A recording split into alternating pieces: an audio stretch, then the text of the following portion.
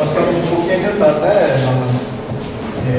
Na programação, acho que era 2h40 a palestra do Fernando, mas a turma cutuca e eu fico estimulado a falar também, né?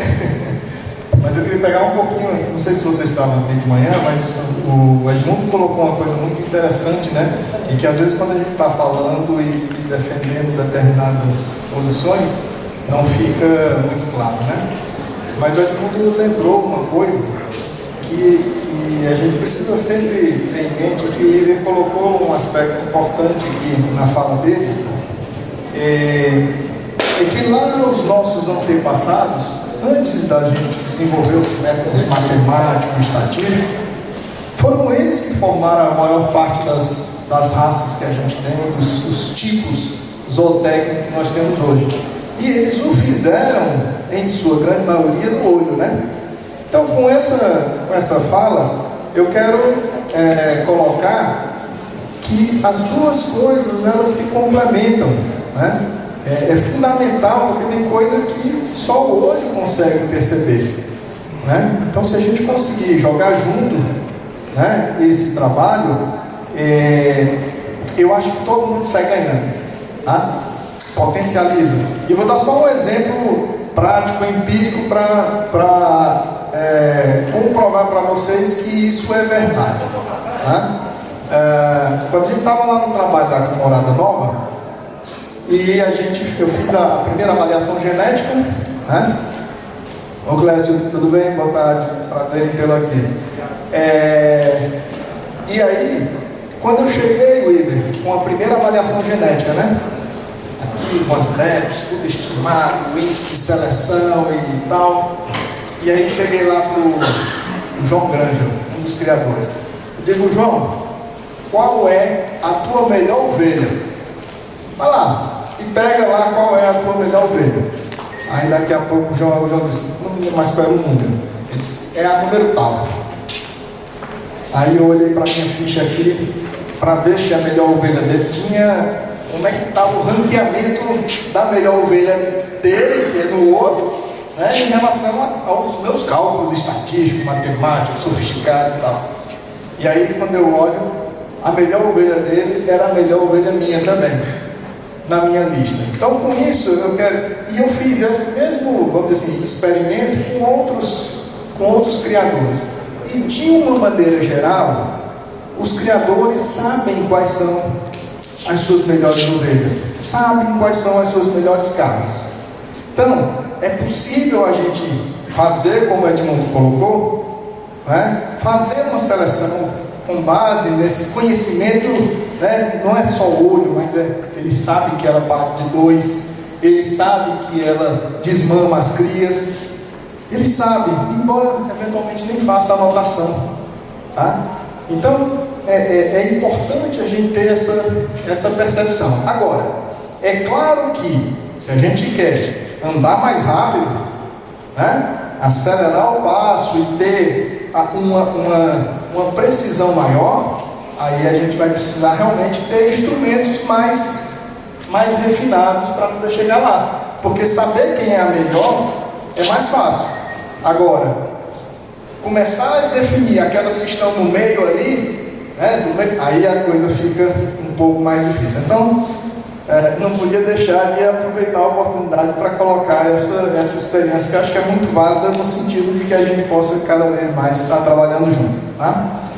Bom, eu vou então dar seguimento aqui à nossa programação, mais uma vez agradecendo o Arlan e a organização pelo convite, para moderar aqui a palestra intitulada Estratégias de Monta, como aumentar a taxa de desmame de cordeiros e cabritos, né? Que vai ser ministrada pelo colega Fernando Henrique, né?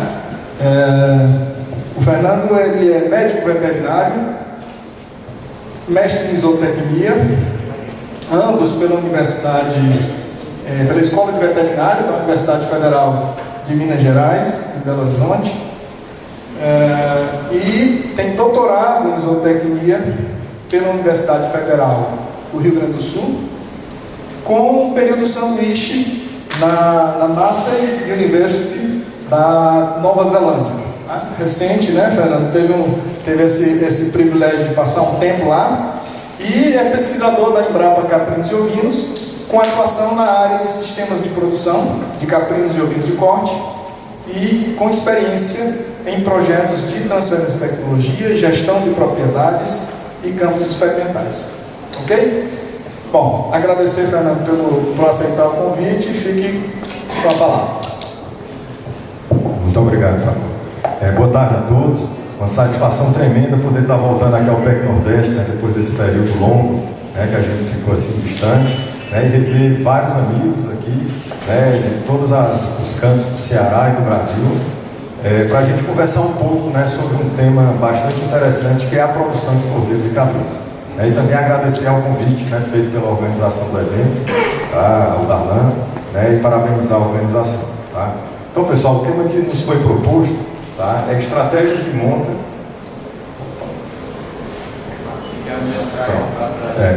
Estratégias de monta, né, de como aumentar a taxa de cordeiros e cabritos. Tá? Por que esse tema, né? Taxa de desmama é um indicador, vamos dizer, que tem estado muito nas discussões. Então vamos entender um pouco ele, que vai ser o foco, né, da nossa conversa. Tá?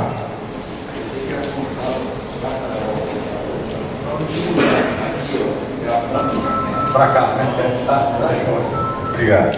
Tá? Então, pessoal, a gente vai abordar aqui o ciclo de produção, tá? Vamos dar um foco maior aqui na produção de carne, tá? Vamos falar um pouquinho dos indicadores de eficiência dos sistemas de produção, da taxa de desmama efetivamente nos nossos sistemas de produção e estratégias de como aumentar essa taxa de desmama, onde vai entrar as estratégias reprodutivas e algumas considerações finais.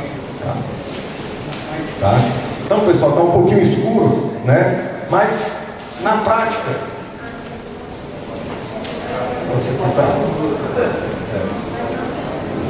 para ali? Pronto, tá? Então, pessoal, por que falar de taxa de desmame, tá? Taxa de desmame tem tudo a ver com a produção de oferta de animais para o mercado, tá? E nisso, quando a gente observa os grandes gargalos nossos da produção de carne ovina e caprina, ela tem a ver o quê? Com a baixa oferta de animais para o abate, a sazonalidade da oferta de animais disponíveis para os frigoríficos, né, para o consumo nos restaurantes, nos supermercados, variação nessa qualidade da carne ofertada ao consumidor. Tá? E dentro desse contexto, né, o que a gente quer? A gente precisa de volume. Tá? A gente precisa, antes de ganho de peso, né, antes do rendimento de carcaça, que também são importantes, a gente precisa de lastro. Né? E como é que a gente tem lastro? A gente tem lastro a partir do momento que a gente aparta mais cordeiro, mais cabrito das matrizes. Né? E aí é interessante a gente voltar um pouco, olhar dentro da propriedade, mais para o agricultor que produz, por exemplo, milho. Ele tem uma noção de quantos sacos de milho ele tira por hectare, né? Ou então, no linguajar mais antigo, quantos sacos de milho ele tira, ou alqueires, para cada litro de milho plantado. Né? Essa informação ele tem com segurança. E muitas vezes nós, na produção de pequenos ruminantes, caprinos e ovinos, se a gente perguntar quantos cabritos, quantos cordeiros você apartou esse ano, né? Talvez os mais antigos, naquele dia do assinalamento, né? Normalmente nessa época do ano, né? No meio do ano, no final das chuvas, para não dar bicheira na orelha, né? Se fazia o corte da orelha. E ali você tinha uma noção, né, de quantos cordeiros ou cabritos se assinalou, porque tinha aquele sistema da sorte, né, para o vaqueiro, de cada 5, 1, né, era do vaqueiro. Então ali você tinha uma noção de quantos cordeiros e cabritos foram assinalados. Então a taxa de desmama, ela tem uma relação direta com essa taxa de assinalamento. Ela dá uma ideia, o quê? De produtividade. Tá? É uma maneira da gente ver se o nosso sistema está eficiente ou não. Tá? Então guardem um pouco essa visão. Tá? E aí é importante, pessoal, a gente olhar para o rebanho como um todo. Cuidado para aqueles encantamentos, né, que nós muitas vezes temos quando a gente entra no curral, o rapaz está bem demais, não estou aqui, como é que está esse borrego? Mas aí você olha quantos borregos desse tipo você tem, aí você percebe que ele tem 3, 4 e muitas fêmeas o quê? Vazias, sem estar parida, né? Ou então uma borregada enjeitada, criada ali no leite, né, da vaca, né, na mamadeira, tá? E aí existe aquele, não é muito bom esse cruzamento aqui, uma beleza, olha aqui, aí você vê 2, 3 e cadê os outros? Tá? Então é muito importante, nessa noção de eficiência de produção, nós temos essa noção do todo. Tá? Então a taxa de desmama, né, é um indicador que nos traz isso aí. Tá? Tá. E aí, para a gente começar a compreender o passo a passo disso, né, porque aí vão aparecer os desafios, é interessante a gente compreender o ciclo de produção como um processo produtivo de uma fábrica, vamos chamar assim, mais por uma questão didática. Tá? E o que a gente observa? Onde é que começa, pessoal, né, a nossa produção, né, do cordeiro e do cabrito? É lá no acasalamento, na estação de monta. Tá? Que no caso, o ciclo de produção, né, de ovino, caprino de porco. Da estação de monta, gestação e parto, lactação, desmama, e aqui é onde vai estar a colheita, né, dessa primeira etapa, que é a fase de cria, tá, onde as fêmeas vêm com recria para fazer reposição, parte dessas fêmeas que não são selecionadas, né, vão ser, por exemplo, descartadas para o abate, aquelas matrizes descartadas também, e alguns dos machos vêm para o embora para depois serem abatidos. Tá? Então a gente vai focar nessa parte aqui que compreende a estação de monta até o desmame. Tá? E aí aqui quando a gente observa, né, que o resultado da desmama, ela tem tudo a ver com a preparação desses animais para a estação de monta. Não adianta a gente pensar e entrar com uma matriz sem cuidado aqui, ou seja, com aquele score corporal baixo, né, animais magros, ou até excessivamente gordos, e pensar que nós vamos ter uma boa colheita aqui nessa desmama, tá? E entender que em cada etapa dessa daqui nós temos desafios diferentes, e desafios esses de ordem, né, reprodutiva, mais nutricionais, né, e sanitárias. Tá? Então fazer esse passo a passo vai ser o que nos vai dar bons resultados aqui ao desmame. E consequentemente o que? Tem animais, né, lá na ponta dos abates.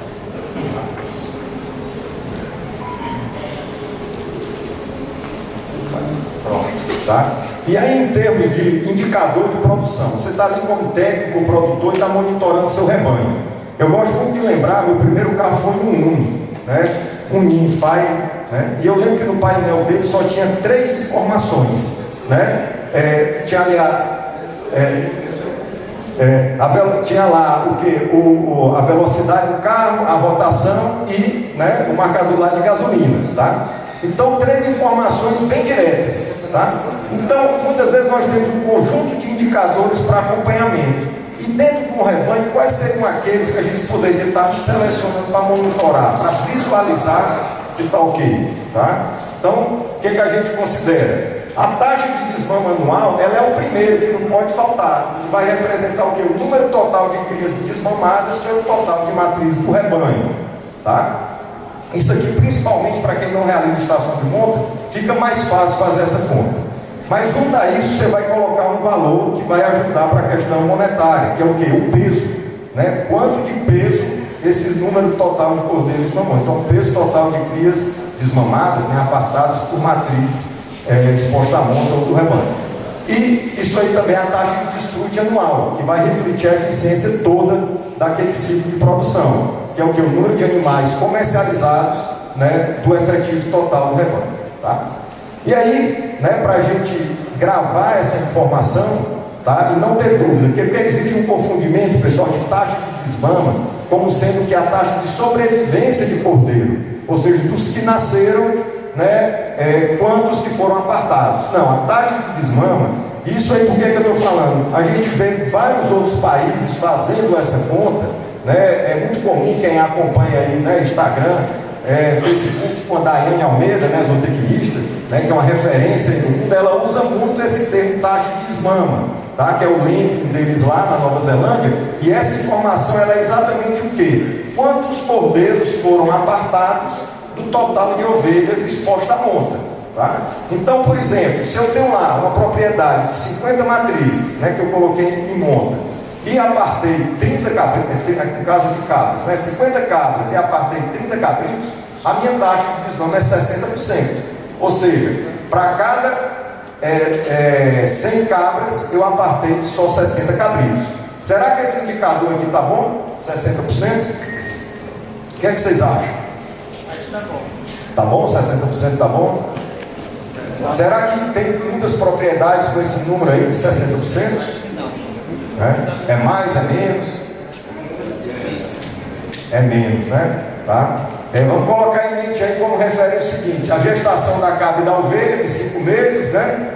Ela com 2, 3 meses depois já pode estar sendo acasalada, ou seja, pode até em 8 meses ter um novo ciclo, né? Então, vamos fazer essa conta aí, grave isso, tá?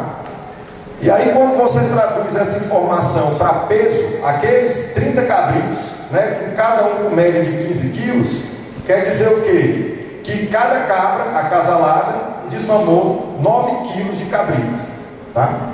Aí se você coloca 9 quilos de cabrito e multiplica aí, vou colocar o preço aqui para facilitar, R$10, tá? Como se esse cabrito, cada cabra está apartando R$90, né? Essa cabra, né, que paga uma conta, né, da propriedade, o custo dela, tá? Então esses indicadores, eles auxiliam nessas informações econômicas, tá? Então vamos em frente, tá? E aí, pessoal, trazendo aqueles 60%, é muito interessante a gente entender onde que podem estar os furos dessa eficiência, na tentativa de onde que a gente pode melhorar essa taxa de desmame, tá? Porque muitas vezes a gente pensa, não, rapaz, a taxa de desmame está baixa, que as ovelhas estão parindo só de um, então bora botar um animal aqui que aumente a prolificidade, vamos colocar aqui um carneiro morada nova que vai aumentar. Ou então vamos fazer o seguinte, rapaz, vamos começar a curar um bico de cabrito aqui, cordeiro, porque o problema está sendo infecção umbilical, né? E aí é importante a gente entender qual que é a ação a partir de uma análise mais passo a passo. Mas não é complicado não, pessoal, é um negócio que dentro da propriedade você vai fazer, ó. 100 matrizes expostas à monta. Aí o que eu reparei? 20 delas não emprenharam. Então 80 estavam prenhes lá quando eu fiz um diagnóstico de gestação. Passei um rufião, ou então fiz um ultrassom, tá? Identifiquei 80 prenhes. Aí só pariram 70. O que foi que aconteceu? 5 delas abortaram. E outras 5 morreram. Teve um ataque de cachorro, coisa rara de acontecer, né? Ou tem? Tem, né? Tá? Então você está ali com tudo rodando bem direitinho. E aí, quando você está contando, morre 5. Então assim, isso entra na conta, tá? Então 70 matrizes pariram. Quantos cabritos nasceram? 80. Nasceram 80 cabritos, ou seja, dessas 70, 10 pariram duplo. Só que na hora lá de apartar só tinha 60. 20 crias morreram entre o que? O nascimento e a apartação. Então, em cada fase dessa, eu vou ter oportunidades de melhorar alguma dessas etapas, seja via nutrição, seja via sanidade, seja via seleção, né? Ou manejo de uma maneira geral, tá? Então isso aqui, pessoal, é muito mais para a gente entender que a nossa eficiência aqui, que eu estou trazendo como taxa de desmama, pode ser aumentada, tá? Mas guardem aí para ver se 60% é bom ou não, tá? Mais para frente a gente vê. Mas está bravo. Não está apontando para o lugar errado. Tá? E aí, pessoal, então agora a gente vai mostrar um pouquinho aqui como é que são os indicadores, né, dessa etapa nos nossos rebanhos do semiárido, tá? Que é o foco aqui que eu vou dar nos dados. Tá? Então o que a gente observa, pessoal? Parece estar um pouquinho pequeno, tá? Aqui é uma taxa de desmame anual de 4 polos de produção do Nordeste, em ações que foram feitas por colegas da Embrapa, né, que a gente estava na equipe, onde a gente avaliou o número de crias desmamadas por matriz por ano, tá? Eram propriedades modais. Aqui, pessoal, é importante, esses indicadores são daquelas fazendas que demonstram a realidade. É o modal, ou seja, é o comum. Não é daquela fazenda vitrine, tá? É aquilo que você vai chegar na região e vai encontrar, tá? E aí, então, o que a gente observa? Está lá, por exemplo, o que a gente encontrou? Uma taxa de desmame de 1,17. O que quer dizer isso? 117 crias apartadas para cada 100 matrizes, tá? No caso de Juazeiro da Bahia, 83, ou seja, 83 crias apartadas para cada 100 matrizes. Petrolina, 1 para 1, tá? E Floresta, né, lá na região lá em Pernambuco, né, 1,44, ou seja, 144, né, cordeiros desmamados para cada 100 matrizes existentes na propriedade, tá? E aí eu pego e multiplico isso pelo peso do cordeiro ou do cabrito, aquela informação lá que a gente falou anteriormente. E o que a gente encontrou? Tauá, né, com 18 quilos e meio aproximadamente por matriz. Isso nas propriedades modais, ou seja, cada ovelha por ano aparta 18 quilos. Tá?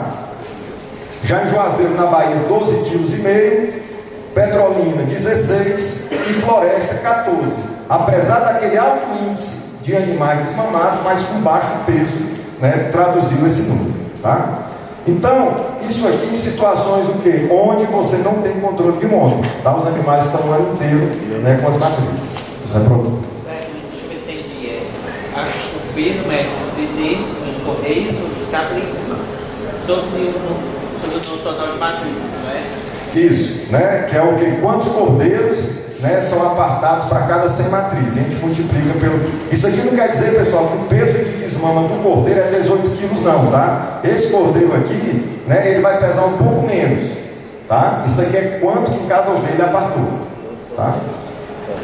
E aí a gente vem aqui, ficou um pouquinho desfocado aqui, tá? Mas aqui eu venho e avalio o que? A fertilidade, né, dessas mesmas regiões. 90%, 80%, 95%, tá? Porque a taxa de desmame ela é composta do que? O pessoal da matemática é a fertilidade vezes a prolificidade vezes o número de partos por ano, tá? E isso aí contra a taxa de desmame. E aí o que é que eu observo? Que a mortalidade pré-desmama ela conta muito nessa eficiência, ou seja, quantos animais morrem, tá? E do ponto de vista do peso, o ganho de peso que esse cordeiro e cabrito tem entre o nascimento e o desmame. Então a gente observa nessa etapa um ganho de peso dos animais em Tauá de 140 gramas, em Juazeiro 130, Petrolina 140 e em Floresta aproximadamente 80 gramas. Tá? E chama a atenção aqui essa mortalidade de 20%, né, no caso em Juazeiro. Não quer dizer que esse número aí é fixo, viu, pessoal? Isso aí foi no momento que foi feito o levantamento. A gente sabe que entre anos tem uma variação nesse número. Isso aí é um número médio, tá? Vamos dizer, tem anos muito chuvosos que o que acontece? Morre mais ou morre menos? Né? Quando nasce ali no meio de abril, no meio de março, né? Tá?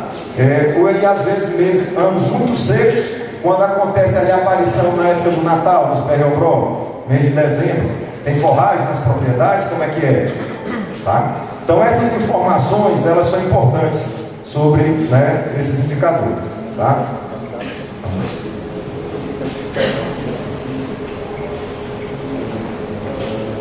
Para não ser mais que tá? Esse aqui ficou bem pequeno, que aqui são os dados do protocolos lá na região de Petrolina, onde ele mostra que em sistemas convencionais de ovinho e caprino, os números são muito parecidos com aqueles que nós levantamos, em torno de 60% a 80%, no caso de caprino um pouquinho mais, 75% a 95%. E quando você tem um melhoramento desses manejos, você pode vir até 1,4, né, no caso para ovinos, e até 1,6 no caso para caprinos, nessas propriedades dessa região. E em sistemas intensivos de parição, pessoal, naqueles sistemas onde existe um controle de monta e os intervalos de parto são de 8 meses, né? Ou seja, a cada 2 anos você tem 3 parições dessas fêmeas, tá? O que é que a gente observa?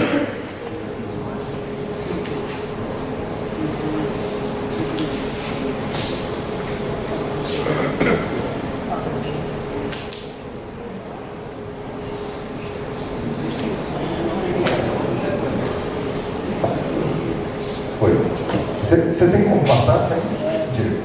Tá? Quando for eu te falo. Obrigado. Tá? Aqui, pessoal, a gente tem um sistema intensivo de parição com 8 lotes de matrizes, com 3 partos em 2 anos, ou seja, a cada 8 meses você tem uma parição. Isso aqui é uma propriedade comercial no estado do Ceará, tá? Que aqui, doutor Ibris, eu diria que aqui é um dos produtores. Viu? Esse aqui é produtor.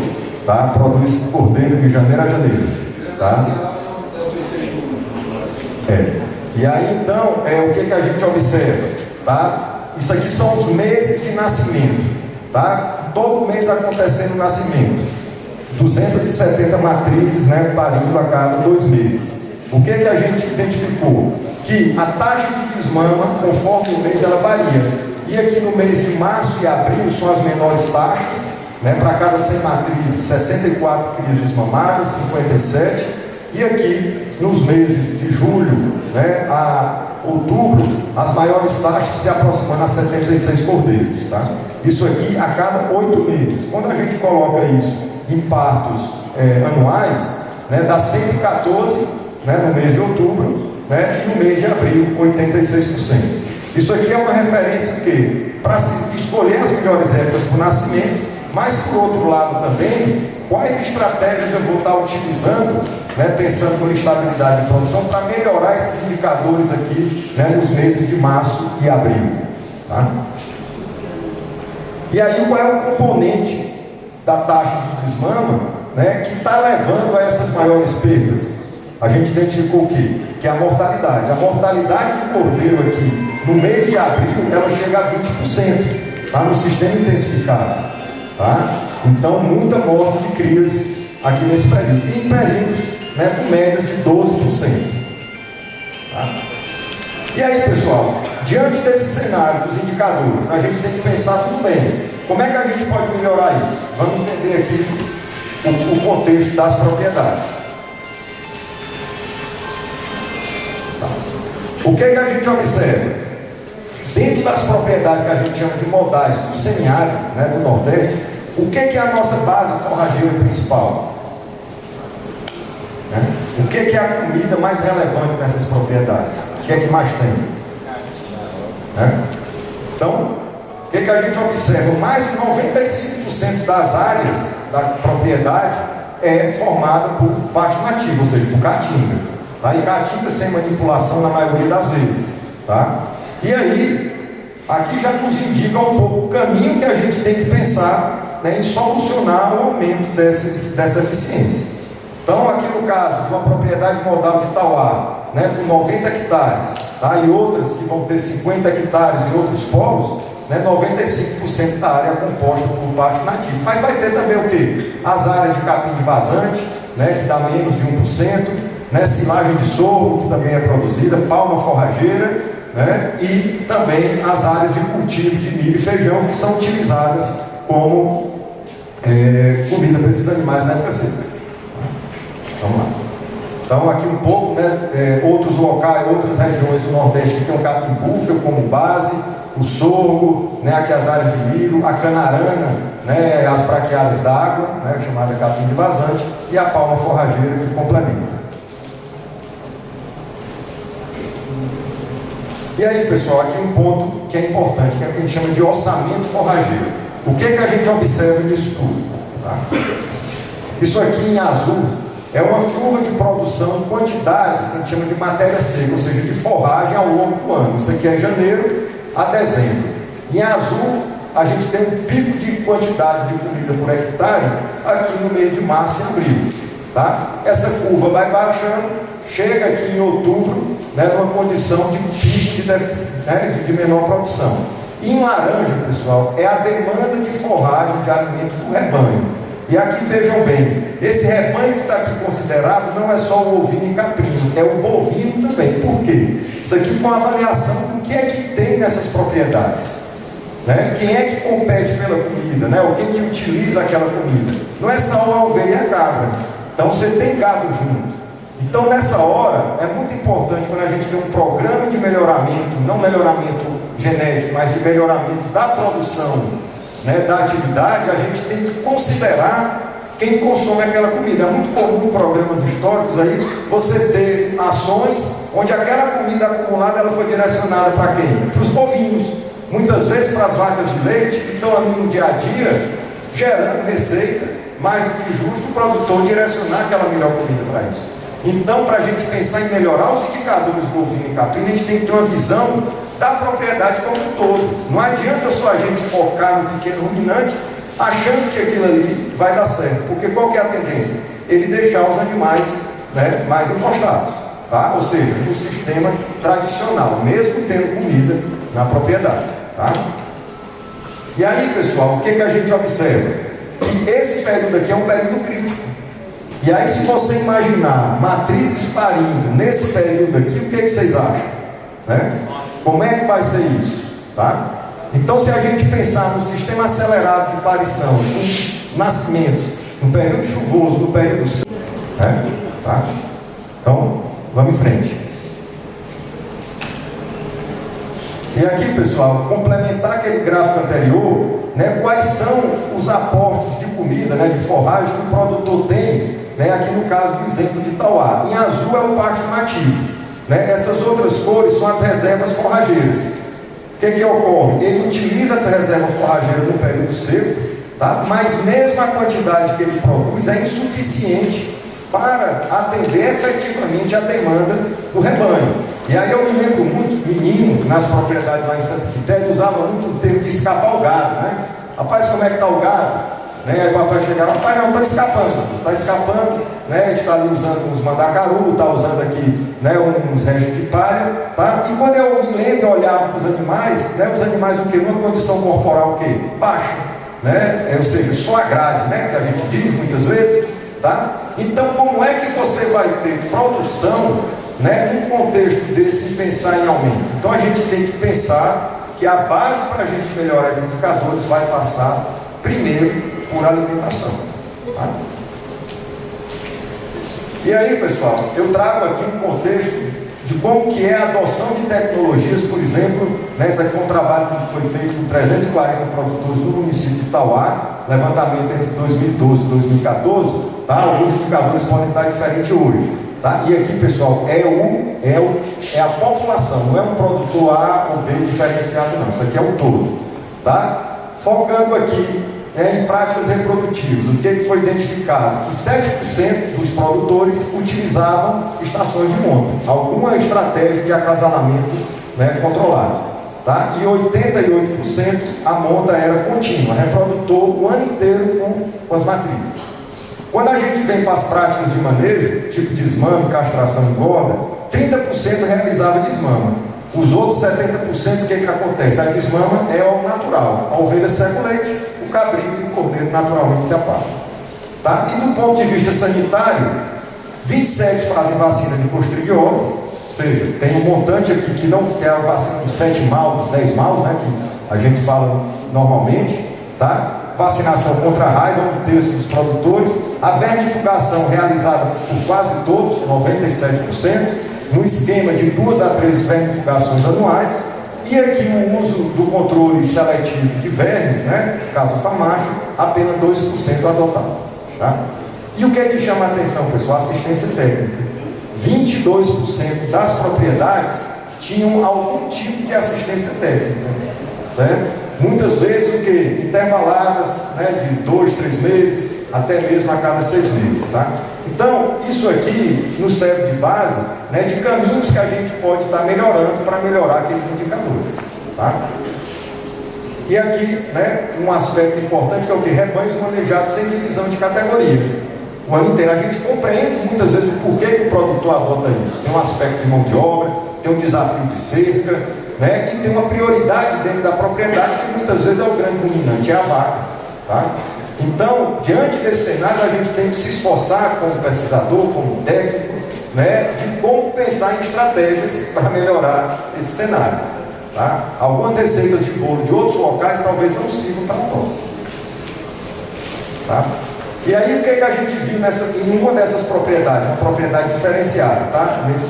nesse cenário de Tauá, onde 200 matrizes em 2016 produziram naquele ano 290 cordeiros, pariram, tá? Pariram 290 cordeiros.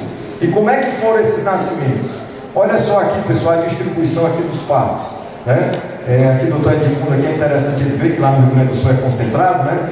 Para ele ver como é que se comporta, né, essa distribuição. Você tem picos de parição, aqui no caso do mês chuvoso, né, março e abril, né, mês de junho, e aqui você tem outro pico em outubro. Não que isso aqui todo ano se repita da mesma forma, mas o que eu quero dizer com isso? Que num cenário desse, para a gente ter eficiência na desmama, a gente precisa ter um excelente controle, né, de manejos nutricionais, de reserva forrageira, principalmente para esses partos que acontecem aqui. Ó. Se vocês observarem, aqui está no pico da seca. Tá? Por mais que alguns vão dizer, tem a algaroba aí ajudando, sem dúvida, né? Que aqui coincide com o pico da algaroba. Tá? Então a gente tem que compreender esses cenários para tentar melhorar. Tá? Apesar desse nascimento aqui a desmama se aproximou de 1 para 1. Tá? Tiveram picos de mortalidade aqui nesses meses chuvosos que reduziram bastante essa desmama. Tá? E aí, pessoal, muitas vezes você tem esse cenário aqui. Tá? Parições, né, em períodos de escassez, o produtor tem uma tendência o quê? De trazer para perto a fêmea, né, amojada, não é isso? Para dar um cuidado maior a ela, né? Porque se parir longe pode ter uma perda por ataque, por cachorro ou por outro tipo de animal, tá? E aí ele traz para perto, mas no entorno da propriedade, da casa, do centro de manejo, muitas vezes falta forragem. E realmente aqui a gente tem um risco, né, de ter maiores perdas. Tá? E o que isso se reflete, pessoal? Quando a gente observa, né, falando em contexto de comida, o cordeiro com a ovelha mal alimentada tende a nascer mais leve. Cordeiros, por exemplo, no caso aqui de animais santinês e mestiços santinês, com peso menor que 2 quilos, sobrevivência até 70 dias só de 50%, ou seja, a metade morre. Né? Animais aí a partir de 3 quilos já começam a ter maiores sobrevivências. Tá? Então, essa nutrição vai refletir sobre o peso ao nascer, que vai trazer maiores sobrevivências. Aqui no caso do estudo no norte de Minas, a gente observou uma situação com 27% de mortalidade de cordeiro, onde as causas quais que eram? Pneumonia e hipotermia e inanição. Mas o que é isso aí? É falta de leite mesmo, que a ovelha tinha, tá? E esse animal, durante a noite, né, não conseguia regular a temperatura. E aí você tinha perdas em função dessa falta de alimento. Tá? E pneumonia também por baixa imunidade. E aí o pessoal vem, tá, Fernando? Falou um bocado de coisa aí, um bocado de problema, né? Alguns desafios, tá? Mas eu acho que isso traz o quê? Traz a nossa realidade, tá? Porque a taxa de desmame, né, ela vai exatamente refletir em cima de quê? Na maior quantidade de animais com abate, né? E nisso aí, muitas vezes a gente está brigando em melhorar o rendimento de carcaça, brigando em melhorar o rendimento de peso, em trazer uma raça super ganhadora de peso, enquanto que o nosso gargalo ele está em elementos, vamos dizer, de fazer lastro, de fazer volume, né? Quem aí é do melhoramento genético, quem trabalha com análise econômica sabe que o principal componente dessas análises é o que? É volume. Eu preciso primeiro ter volume. Obviamente que uma coisa não anda um passo depois o outro, tem que andar junto, tá? Mas, né, falamos muito de melhoramento genético aqui hoje no ambiente, então a gente tem que considerar, né, essa parte ambiental a ser melhorada. Tá? E aí vem, pessoal, o primeiro passo é planejamento forrageiro, orçamento forrageiro, né? O que é o orçamento forrageiro? Eu tenho que entender quanto de forragem, né, de comida meu rebanho come, e aí naquela lembrança que não é só a ovelha ou a cabra, mas sim o rebanho de ruminantes que eu tiver lá, eu vou precisar pelo menos naquele ano para atender. Quanto vocês acham que uma ovelha, né, de 40 quilos come por ano de matéria seca? A gente tem uma base. A turma aí da zootecnia, os alunos da professora Patrícia. Quanto que uma ovelha de 40 quilos come por ano? Alguém sabe?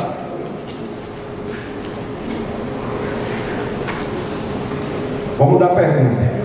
Quantas tarefas, o pessoal do Cariri que está aí, quantas tarefas eu preciso para alimentar uma ovelha de 40 quilos? 650 quilos por ano. 650 quilos por ano. Tá no rumo. É nesse aí. Tá? Então, conforme é o percentual de matéria seca que ele tiver utilizado, tá, vai dar aí aproximadamente aí 600 quilos, né, que essa ovelha vai estar comendo por ano de matéria seca. Aí eu pergunto, quanto que um hectare, a turma que produz milho aí sabe, quantas sacas de milho produz por hectare? E quanto de forragem produz um hectare de caatinga? Quanto que tem ali? Tá? Então, pessoal, é só um pouco de provocação assim, que para a gente pensar nessa eficiência, a gente tem que fazer essas contas, né? E muitas vezes a gente tem a tendência o quê? De resolver esse problema do desafio fazendo o quê? Traz para o coxo.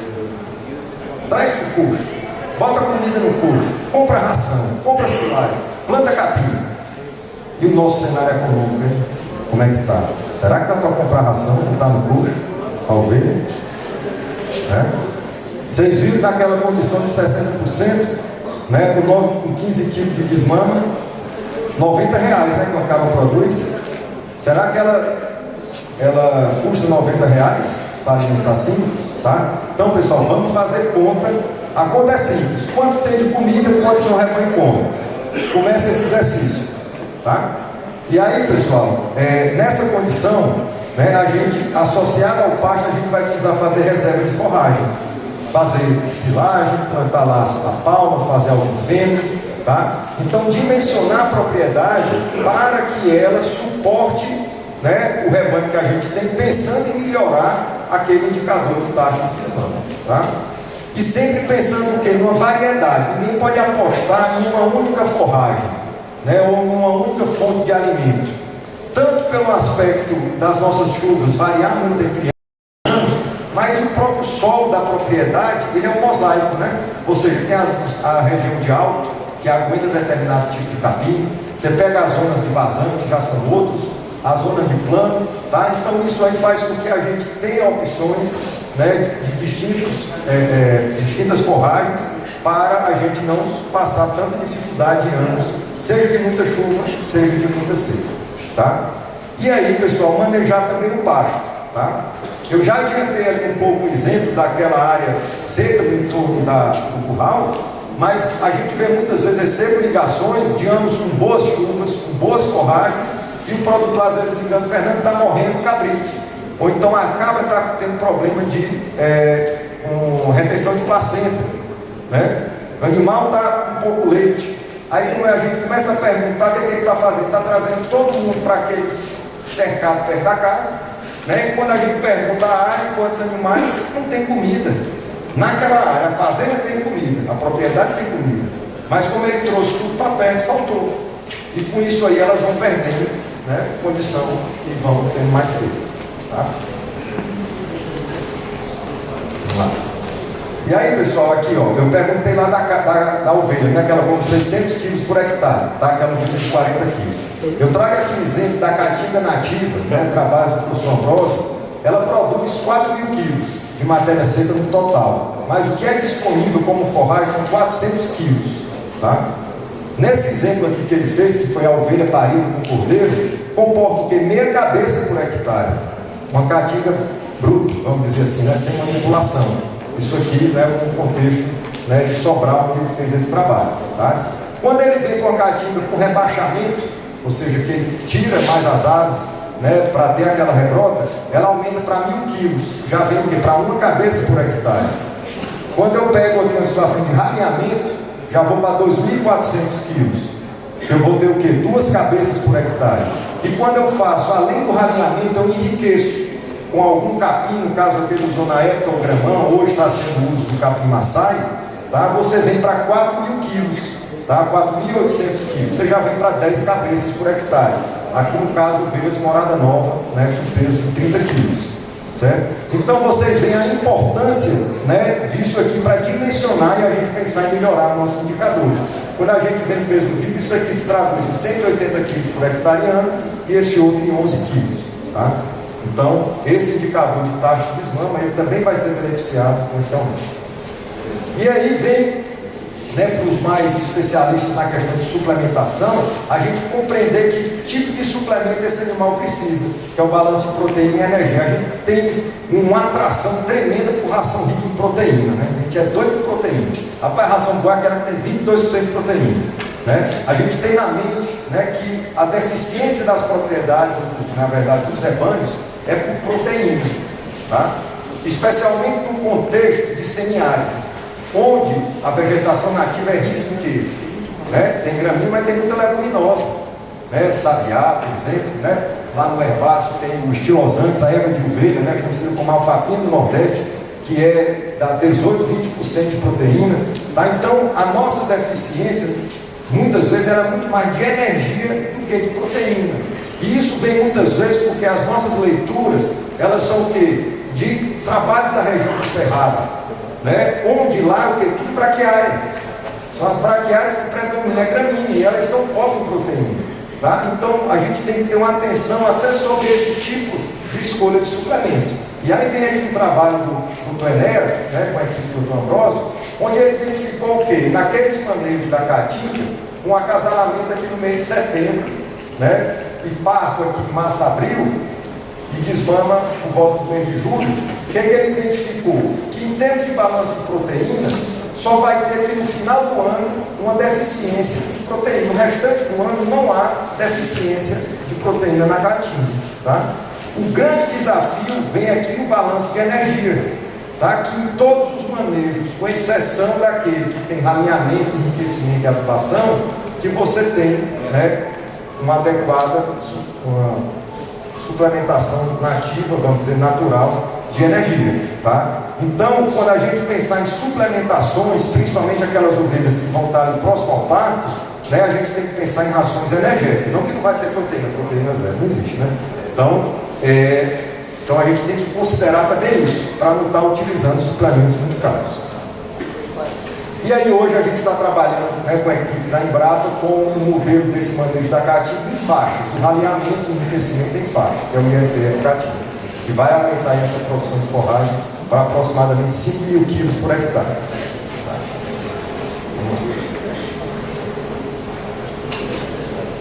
Dá um tempo aí para estou passando. Diego?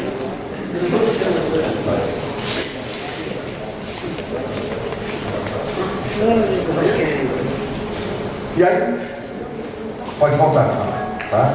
Então, complementar a questão do manejo de forragem é o manejo nutricional, as suplementações, em que época realmente a gente tem que pensar em ter uma atenção maior. As suplementações estratégicas antes da monta, tá? E no pré-parto. Possibilidade de usar o Crip Feed, que é aquela suplementação para as crias, para ter o melhor peso à desmama, fazendo sempre a conta, né, de que a conversão alimentar nessa época é aproximadamente de 5 para 1. Ou seja, para cada 5 quilos que o animal come do suplemento do Crip, ele vai ganhar 1 quilo. Aí você observa se esse valor do suplemento ele é superior ou inferior ao valor de venda do animal, tá? Então guarda esse número aí do Crip, 5 para 1. Tá? Na maioria das dietas usadas no Crip, com base aí no caso, milho, né, com soja e tudo, dá essa relação. A realização de avaliação do score de condição corporal, uma ferramenta simples, mas que quando você vai para os locais que mais produzem cordeiro no mundo, é a ferramenta que eles mais utilizam, né? Score de condição corporal. E o uso de mistura múltipla para as épocas secas, né, para melhorar o uso daquela forragem mais seca. Tá? Podemos ir em frente. Pode passar aqui. E aí, pessoal, é importante a gente compreender aqui mais uma vez o ciclo, né, para a produção do cordeiro. Tá? Só para reforçar o que é o tempo. O cordeiro, para ele chegar para o abate, ele passa mais tempo na mãe, muitas vezes, do que mesmo fora dela. Dá 21 semanas de gestação, 12 semanas de lactação, desmamando aqui por volta, né, de 3 meses e 2 meses de engorda. Isso num sistema intensificado organizado, tá? Onde você tem ganhos de peso de 200 gramas aqui entre o nascimento e o desmame e 250 gramas no confinamento, certo? E o que a gente observa? Onde é que é o grande desafio, né, do ponto de vista nutricional? Ele vai estar aqui nessa fase de cria da matriz. A gente tem uma tendência, muitas vezes, de esquecer um pouco a fêmea, né? Porque o que gera o dinheiro que não é com a venda da fêmea, é com a venda do cabrito e do cordeiro para abate, não é não? Né? Então, normalmente, o que é que faz? Não, bota essas bichas lá para o cercado, lá no fundo, né? Bota esses animais ali, estão já tudo coberto, então não precisa de atenção. Né? Quando chegar aqui perto de parente, traz para perto e dá uma rama, né? Bota uma comida melhor, tá? Esse tipo de situação, o que é que muitas vezes provoca? Né? A baixa taxa de desmama. Esse desprezo, vamos dizer assim, né? Tradicional que se dá à matriz. Então a correção do sistema de produção, pessoal, muitas vezes para melhores indicadores, ele não vai ser na engorda. Quem achar que vai melhorar o sistema de produção de carne ovina e caprina, começando pela engorda, né, vai dar com os burros na água. Por quê? Vai faltar produto e esse produto chega cheio de defeito para ser consertado na engorda. E não tem milagre, né? Então, onde é que a gente tem que começar a atacar o conceito? É na fase de cria. Então, a matriz é o animal mais importante do sistema de produção de carne. Tá? É através dela que a gente vai conseguir ganhos. Tá? E começando desde o período de cobertura. Tá? Então, por isso que eu trouxe Esse cenário, apesar do cordeiro, durante a gestação, a gente divide ela o quê?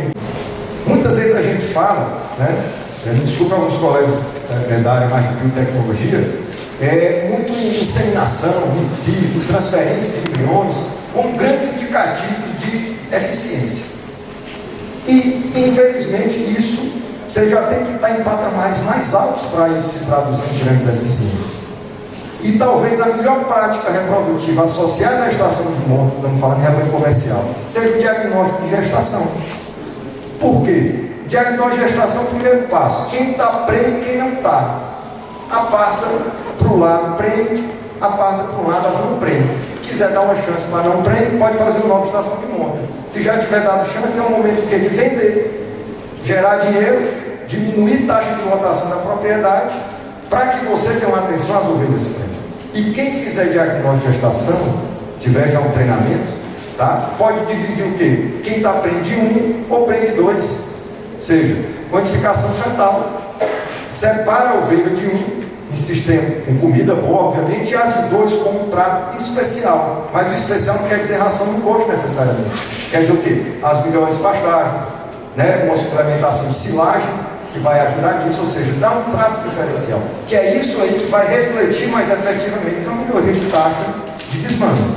Tá? Então são essas práticas que a gente tem que pensar, que é o que nós vamos sair muitas vezes do cenário que a gente está, para cenários muitas vezes que a gente vislumbra em outros locais que a gente vê.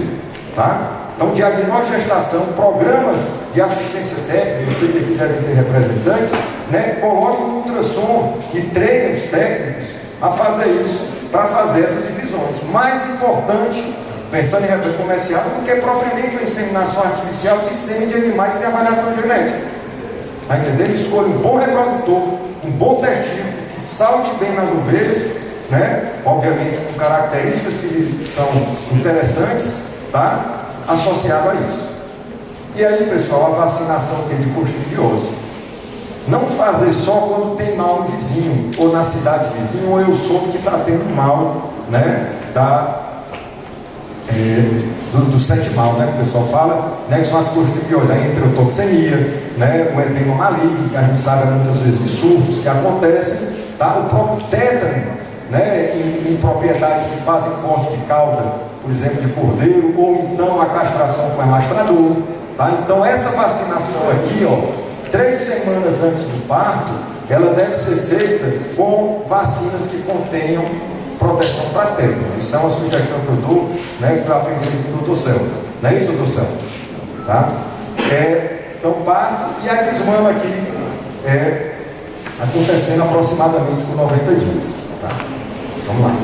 E aí, pessoal, toda a minha fala, eu me embalizo também por isso aqui, ó. A demanda de alimentos da propriedade, em termos de nutrientes, no caso aqui a energia, quem mais demanda é a ovelha. 60% da demanda de alimento de um rebanho, ela é da matriz, tá? E o pico dela quando é? Antes do parto, né? E durante a lactação. Se vocês observarem aqui, como o cenário que a gente fez, onde as ovelhas eram cobertas aqui em outubro e pariam aqui em março, abril, tá? E você saiu de uma condição, vamos dizer, de 10 mil megajoules por mês para uma situação de 22 mil megajoules por mês, ou seja, ela dobra a demanda nesse período de parição e de lactação, tá?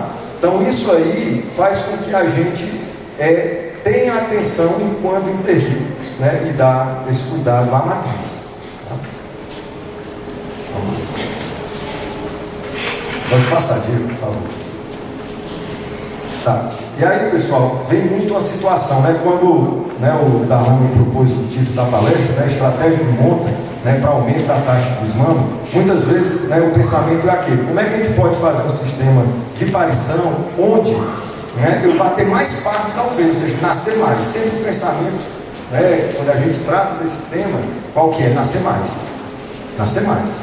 Só que não adianta nascer, como o Facol comentou, ali tem que desmamar. Tem que desmamar, né? Muitas vezes, quando a gente pega dados de rebanhos com alta prolificidade, normalmente associados a maiores mortalidades. Isso é natural, né? Mas ele não pode ser tão maior que comprometa a eficiência do sistema. Tá? E por que eu estou falando isso agora? Porque na hora que eu saio de um ciclo anual de um parto a cada 12 meses, a demanda de comida para esse rebanho aqui, né, ela é bem menor do que para esse aqui de 3 partos em 2 anos. Não pensando só porque tem mais cordeiro e cabrito, não. Porque a matriz vai ter mais pico de gestação e lactação. E eu também tenho menos tempo para recuperar essa ovelha após o parto, após a desmama, desculpa. Depois que a ovelha desmama, no intervalo desse aqui, de 3 partos em 2 anos, eu já tenho que estar com ela o quê? Um novo acasalamento. Fernando, então 3 partos em 2 anos não é interessante? É interessantíssimo. É a melhor maneira numérica para a gente aumentar. Só que eu só consigo ser eficiente nele se eu tiver comida para dar suporte a esse aumento de alimento. E nós temos que pensar que esse aumento de comida não vai poder ser via comida no coxo, via ração. Eu estou falando isso, mas não tem uma resposta pronta para essa estratégia. A gente vai ter que desenvolver, porque a gente, com os custos de alimento que nós temos hoje, ele está inviável fazer isso. Sem dúvida que já tem boas experiências, utilizando forrageiras mais adaptadas, ajustes de carga. E aqui, pessoal, vem um tema que é o quê? O tamanho da ovelha. Que ovelha que é essa que eu vou ter no rebanho? Vocês acham que a ovelha de 40 quilos e a de 60? Como é que ela se comporta nessa condição? Como é que é isso? É melhor a de 60 ou a de 40? Tá? Porque uma ovelha de 60 ela come mais.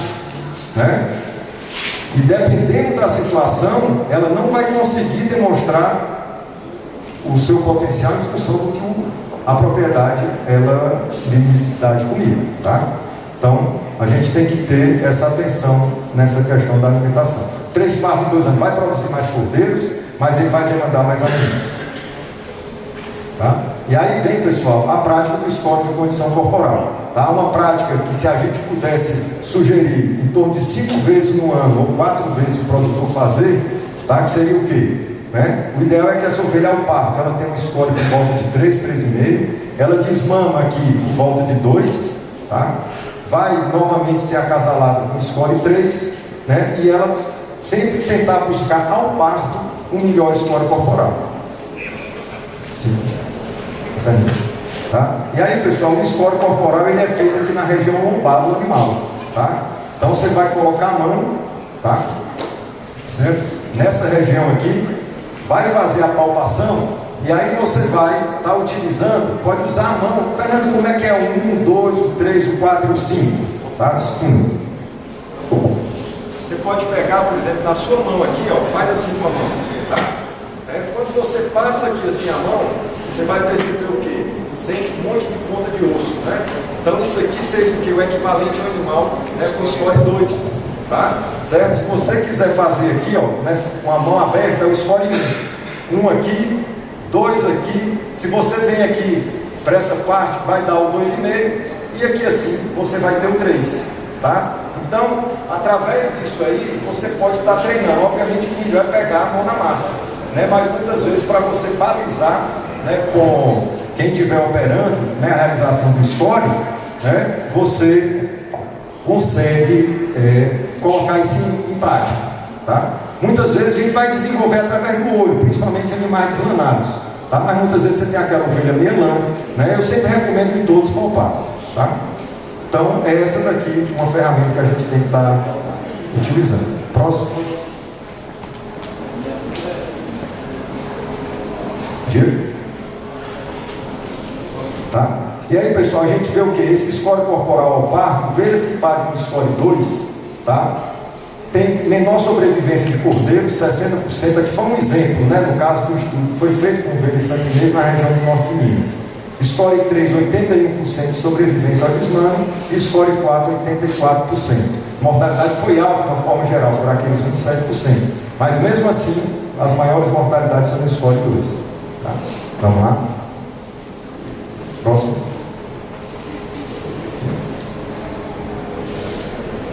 Volta um pouquinho ali. Tá? E aqui, pessoal, mesmo quando você não tem a morte do cordeiro, quando você não tem a perda, foi aquilo que eu falei sobre a questão da qualidade do cordeiro desmamado, tá? quando você tem animais, aqui no caso dessa linha de baixo, que passaram deficiência, né, ovelhas que passaram deficiência ao desmame, ela tem um cordeiro mais leve entre aquelas que passaram deficiência na lactação, que é essa linha do meio, e essa sólida, linha reta aqui sólida, são aquelas que não tiveram deficiência. Então você sai de ovelhas bem nutridas para desmama com 16 quilos por 60 dias para cordeiros de 11 quilos. Tá? Então a importância da nutrição da mãe. Próximo. Aceleradas aqui. Tá? Pode voltar naquele lá. Pode ir para... Aí, próximo. Pronto. A foto não ficou tão boa, tá? Mas aqui muitas vezes são a qualidade dos cordeiros que você tem quando tem algum problema. Não quer dizer que o produtor tem culpa disso. São cenários que a gente observa, né? Onde a gente identifica o quê? Cordeiros que passaram desafios nutricionais, sanitários, associados, né? E ao desmame gera cordeiros com desafios para o confinamento. Tá? Então, terminação de ovino deve ser entendido como uma oficina da fase de cria. Né? Muitas vezes você cria de qualquer jeito, quando apartar a gente dá um jeito de engordar. Né? E isso aí é um dos fatores que levam, né, ao problema do nosso setor. Pode ir. Tá? Juntamente com isso, pessoal, outras estratégias: descarte orientado, manejo sanitário preventivo.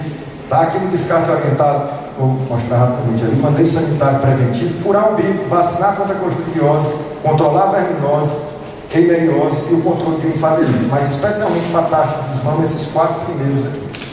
E as estratégias reprodutivas: estação de monta, diagnóstico de gestação e idade ao primeiro parto. A estação de monta, pessoal, ela vai ser o que? A nossa ferramenta-chave de saber quando os animais vão parir, de organização.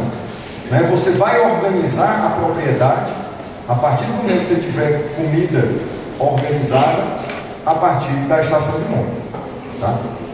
Próximo. E assistência técnica. Passar aqui rapidinho. Pode ir. Tá? Volta ali, rapidinho. E aí, pessoal, no descarte orientado, que muitos de vocês fazem, né, muitos técnicos aqui capacitados para isso, no caso da taxa de desmama, dê uma atenção especial à úbere. Nós temos um grande desafio em problema de úbere. Né? As mastites, né, crônicas, as mastites que ficam ali presentes no rebanho, as ovelhas bonitas, né, que ficou só com úbere, eu vou manter, mas muitas vezes aquela cordeirada que morre, quando você começa a palpar, tem ovelha, né, como um colega meu fala, com saboneteira no úbere. Ou seja, por quê? Porque ali fica o que? O úbere endurece. Quando você palpa, parece que tem um sabonete, aquele sabonete que a gente já usa um bocado de tempo ali, empedrado, né? Como diz no linguajar do produtor. Rapaz, está cheio de ovelha de úbere empedrado. E essa ovelha de úbere empedrado, não adianta ela estar com score bom, que essa ovelha vai ter problema de desmamar. Tá? Então, pessoal, é por esse caminho que a gente vai começar. Então, você vai fazer a palpação do úbere, né? Da glândula mamária da fêmea, tá? Palpação mesmo, né? Apalpa um, apalpa o outro, né? E aí, conforme a condição, você vai colocar essa fêmea no descarte. No caso de reprodutor, nós estamos falando em taxa de desmama focando na fêmea, né? Mas o reprodutor é fundamental que ele tenha condições de acasalar. Muitas vezes você chega com animais com condição ruim de testículo. O ideal é fazer um andrológico, né? Mas caso não seja possível fazer um exame, né, de colheita de sêmen para fazer palpação do testículo, né? Palpar testículo, ver simetria testicular, né, e consistência do testículo. E junto com isso o animal tem limite, tá? Que aí sim você vai ter fêmeas. E idade, né? Muitas vezes ovelhas velhas demais têm que ser tiradas. Tá? Pode ir. Mas tem quanto é que ela está palpação das ovelhas? Porque eu São infecções que dão na glândula mamária, né? Você tem ali um mamite, uma velha mamite. Tá? Atrapalha. Guarda aí para as perguntas que eu vou terminar aqui rapidinho que responde. Você fica o primeiro aí da fila. Tá? No caso, pessoal, outra maneira que se pensa é o que é aumentar o índice de parto gemelar. É o que muitas vezes a gente pode estar pensando. Só que esse aumento do parto gemelar, como a gente viu, vai ser interessante a partir do momento que eu tenha condições nutricionais para esses cordeiros sobreviverem e serem criados. Próximo.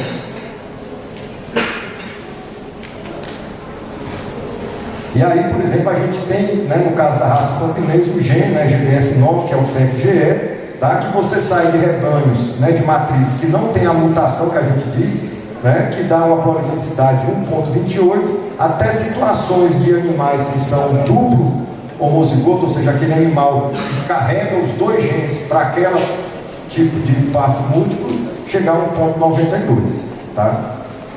Ou seja, para cada 100 ovelhas nascem 192 cordeiros, né? Isso aí é interessantíssimo, mas para tudo isso que é a ovelha com 2, 3 cordeiros ao pé, ela exige, né, 60% a mais de nutrientes do que a ovelha que está com cordeiro simples. Tá? Vamos lá? Próximo. Terminando. Tá? E aí ninguém pode deixar de fazer o beabá, né? Que é o quê? Curar o milho, tá? Fazer a cura do milho e saber se esse cordeiro está mamando, que é a questão da mamite, lá que eu falei, a ovelha tem que ter leite. E mamar o colostro, pessoal. É muito importante a mamada nas primeiras 24 horas, especialmente o quê? Até 6 ou 8 horas após o parto, né? Então daí a mão de obra não tem. Então a ovelha tem que ser criadeira, ovelha boa, né? Talvez aquela ovelha que o Facó falou lá do João Grande devia ser uma ovelha dessa natureza aí. Pode ir? Tá? E aí um exemplo rápido. Na hora que eu aumento 30% na taxa de desmama, o ganho que eu tenho aqui, ó, um cenário de Petrolina, com 100 matrizes, que era uma desmama de 1 para 1, tá? Naquele exemplo lá do início, produzindo 101 cordeiros a desmama, com 16 quilos, 1.600 quilos de cordeiro desmamado. Tá? Na hora que eu aumento 30% a desmama, que eu venho para 1,3, eu vou para 131 cordeiros, com os mesmos 16 quilos, 2.100 quilos aproximadamente. Eu vou ter, então, mais de 30 cordeiros ao desmame, com as mesmas ovelhas, e 480 quilos a mais de cordeiro desmamado. Se eu trago isso para um cenário de produção coletiva, porque a gente tem que entender também os produtores, não de maneira isolada, mas eles como fornecedores para o mercado, tá? Eu coloquei uma situação de 100 produtores, tá? 10 mil matrizes, eu vou ter mais 3 mil cordeiros e mais 48 mil quilos de cordeiro, com esse aumento aqui, tá? Então, isso aqui para mostrar que isso vai trazer, a ajudar a solucionar alguns desafios nossos. Próximo, para a gente fechar.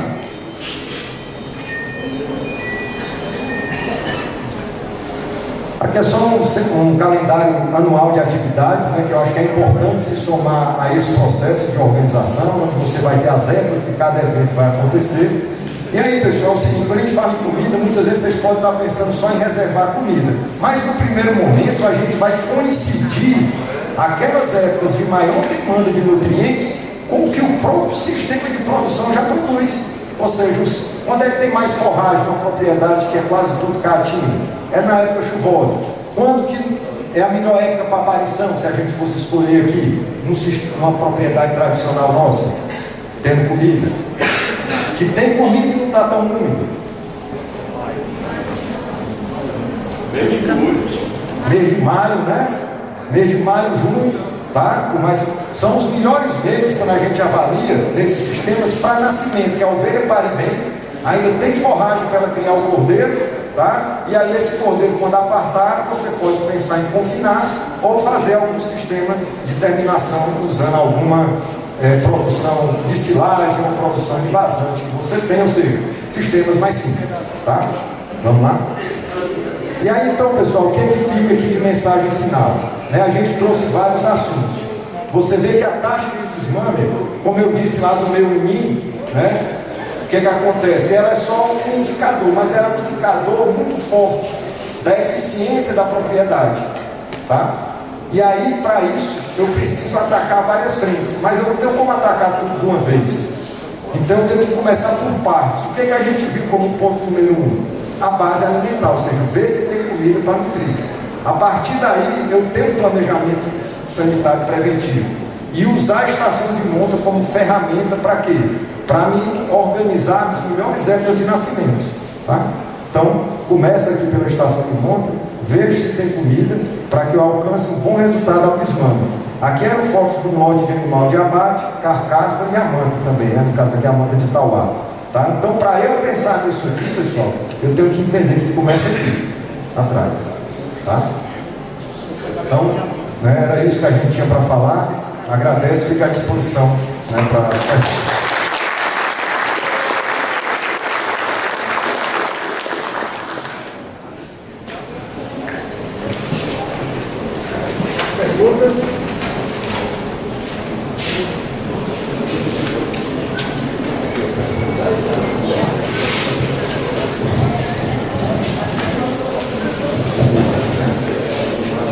colega Fernando. Primeiramente, gostaria de cumprimentá-lo pelo conteúdo que tem aí no trabalho que foi apresentado. Obviamente, nós sabemos de que para chegar nessa apresentação, institucionalmente foram despendidos muitos recursos, não só recursos financeiros, mas de tempo e de condição técnica das pessoas que participaram. Nós estamos conscientes disso, que para chegar aí, indução das ações, anotação dos dados, tabulação dos dados, estudos, verificação de desvios, padrão, etc, para poder chegar nesse que foi aí apresentado. Pergunto-lhe, o que foi, ou será feito para que haja feedback desse trabalho que foi apresentado?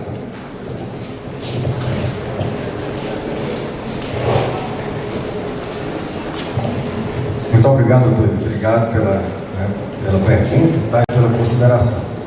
Isso são informações, né, históricas da unidade, né? Eu apenas só uma parcela dessas informações aí, né? Tanto é que eu resgato sempre desde o início sempre. Essas informações, elas estão muitas vezes presentes onde? Quais são as estratégias? Né? Primeiro, as capacitações, os treinamentos de técnicos, né, que via esses programas federais, a exemplo do Agro-Nordeste, né, que é um programa que hoje está em voga, né, não só nos polos do Ceará, mas em polos do semiárido como um todo, né, então tem vários polos de produção com técnicos e produtores sendo capacitados para isso. Tá? Da mesma forma, né, aqui no estado do Ceará, né, e aí eu faço um agradecimento a todos de Itauá aqui por sempre nos balizar dessas informações, desenvolver aprendizado com eles, como nosso amigo que está aqui na frente. Tá? Então, o que acontece? Essas informações, elas vão estar sempre presentes dentro dos programas via treinamentos. Tá? E o que a gente observa? A necessidade também de linhas de financiamento, né, dentro dos bancos, para dar suporte orientado para os principais gargalos que a gente aqui apresentou. Né? Então, são informações que vão estar, doutor Ivan, não apenas nos treinamentos e nos programas, mas também balizando algumas políticas públicas para isso. O que tem hoje, né, palpável, é o programa Agro-Nordeste, né, que a gente está com ele ali em treinamento, tá, em andamento.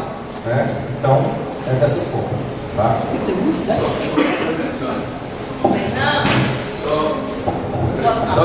Só complementando aqui, por favor.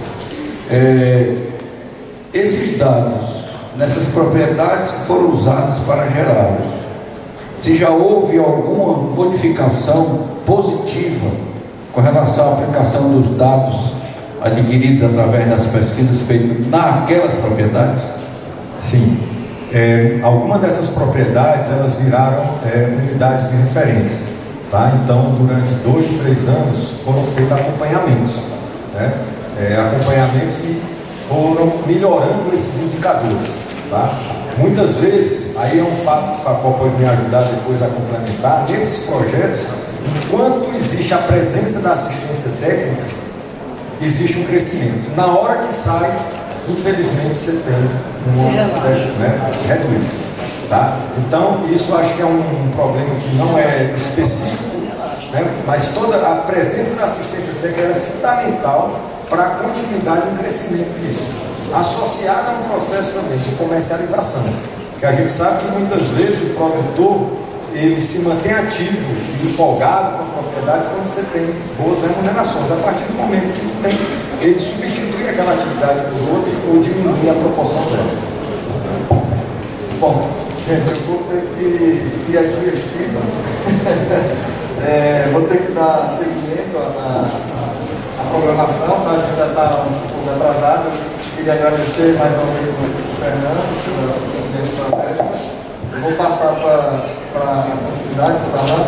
Mas antes eu queria fazer uma pergunta para vocês. O Fernando falou muito aqui acho que todo mundo saiu com essa mensagem, né? E a base disso aí é a alimentação. Tá? Eu queria perguntar para vocês aqui, quem conhece o aplicativo Orçamento Forrageiro e já usou? Levanta o braço, por favor. Olha, 1, 2, 3, 4 pessoas falaram, levantaram o braço, né? E isso é preocupante, porque a gente fez muito estratégia de divulgação e etc e tal, e infelizmente o que a gente pode perceber é que isso ainda foi insuficiente, né, para a adoção, porque é uma ferramenta extremamente interessante, porque rapidamente você não precisa ir atrás de fazer cálculos, só precisa saber quais são as áreas que você tem na propriedade para você ter uma boa ideia do balanço forrageiro, de quantos animais você pode manter, etc e tal.